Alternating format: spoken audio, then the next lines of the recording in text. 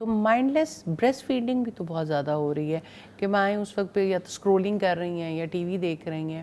اس کا کس طرح کا اثر ہے بچے کی صحت یہ پہ؟ بڑی امپورٹنٹ بات ہے، کیونکہ اب دیکھیں کہ ماں یہ سمجھتی ہے کہ میں نے صرف دودھ پلانا ہے. اگر ماں کا یہ کانسیپٹ ہے، وہ صرف دودھ نہیں پلا رہی، وہ اپنا یعنی ایز اے ہیومن بینگ اور ایز اے مسلم جو اس کا اپنے رب سے تعلق ہے، وہ اپنے بچے کو وہ تعلق بھی پلا رہی ہے. جو اس پر رسپانسبلٹیز عائد ہوتی ہیں، وہ اس دوران اپنے بچے کی طرف جتنی متوجہ رہتی ہے اتنا زیادہ اس کی پرسنالٹی کی اچھی نشو و نما ہوتی ہے. تو ماں اگر اسکرولنگ کرے گی، ماں اگر اسکرین پہ ٹائم دے گی، تو یہ مائنڈ لیس بریسٹ فیڈنگ ہے جس کا وہ نفع نصیب نہیں ہو سکتا. کیونکہ ایک مومنہ ماں تو اپنے بچے کو جب دودھ پلانا شروع کرتی ہے بسم اللہ سے، تو بچہ سیکھتا ہے. ایوری ٹائم اسے پتہ چلتا ہے کہ بسم اللہ کوئی چیز ہے، اور بسم اللہ کے ساتھ ہمیشہ مجھے غذا مل جاتی ہے. تو آپ سوچئے کہ 2 سال جب یہ سارا سلسلہ رہے گا تو بسم اللہ سکھانی اور اللہ کا نام اس کے لیے کتنا امپورٹنٹ ہو جائے گا اور اس کے لیے کتنا سکون دینے والا ہو جائے گا. ریئلی میں نے یہ دیکھا ہے کہ آپ بچے کی زبان صرف اللہ کے نام سے کھلواتے ہو، اس کا اتنا اثر ہوتا ہے بچے کی شخصیت پر کہ بچہ کھل اٹھتا ہے. جب بھی اللہ تعالیٰ کا نام آتا ہے اس کو لگتا ہے کہ یہ سب سے بڑی چیز ہے. اور استاد ماں کو تو اللہ تعالیٰ نے 2 سال دیے ہیں کہ 2 سال تربیت کر سکتی ہے. تو کن کن اینگلز پہ ماں کو ضرور تربیت کرنی چاہیے؟ دیکھیں ہر اینگل پہ جب بچے کو دودھ پلا رہی ہے اس کو فل کنسنٹریشن کے ساتھ دودھ پلانا چاہیے. بچے کی طرف پوری طرح سے متوجہ رہ کے، جیسے ابھی ہم بات کر رہے تھے کہ آغاز وہ کرے گی تو درمیان میں وہ ادھر ادھر متوجہ نہیں ہوگی. فوکسڈ ہو کے وہ دودھ پلائے اور بچے کو جو ہے وہ پورے طریقے سے اپنی محبت اور توجہ کا احساس بھی دلائے. جتنا زیادہ بچے کی طرف وہ متوجہ ہوگی، جتنا زیادہ وہ اس کے ایموشنز کا خیال کرے گی، جتنی شفقت دے گی بچے کی شخصیت کے اندر اتنا ہی یعنی کانفیڈنس پیدا ہوگا.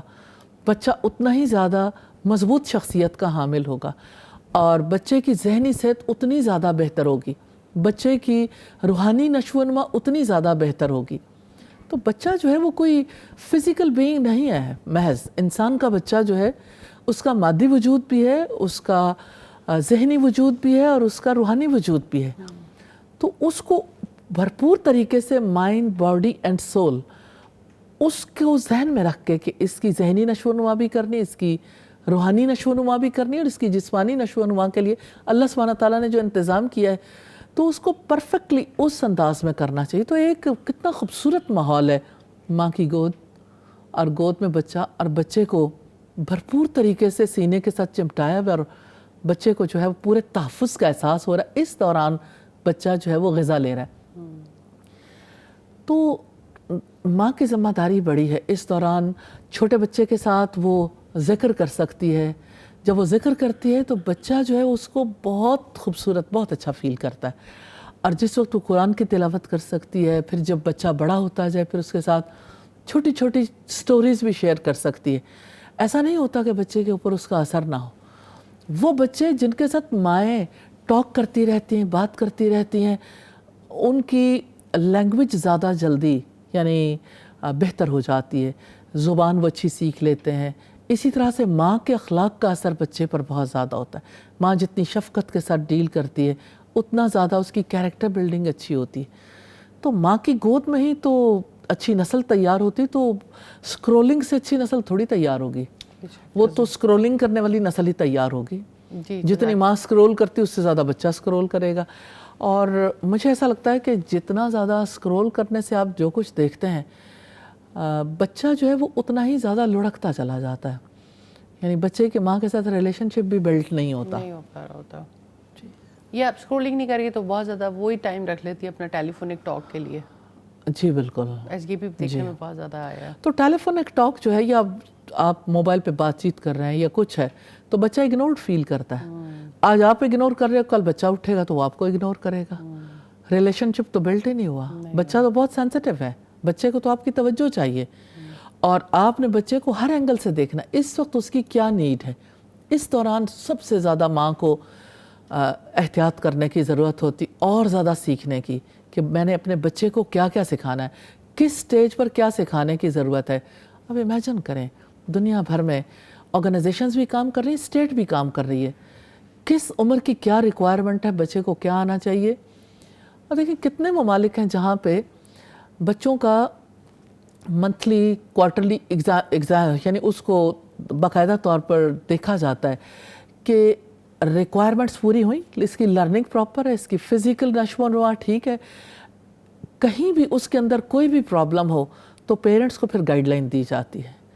ہمارے یہاں تو یعنی جو ہمارے بچے کے ساتھ ٹریٹمنٹ ہو رہا ہے بڑا ہاربل ہے، نہ اسٹیٹ رسپانسبلٹی لے، نہ سوسائٹی رسپانسبلٹی لے، نہ ماں رسپانسبلٹی لے۔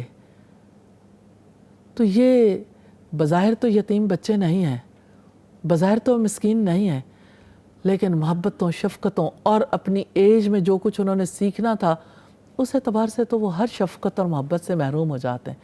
ہر طرح کی جو ذمہ داریاں پیرنٹس پر عائد ہوتی ہیں وہ ان ذمہ داریوں کو ادا نہ کرنے کی وجہ سے اپنے بچوں کو یعنی کس دور میں لے جاتے ہیں۔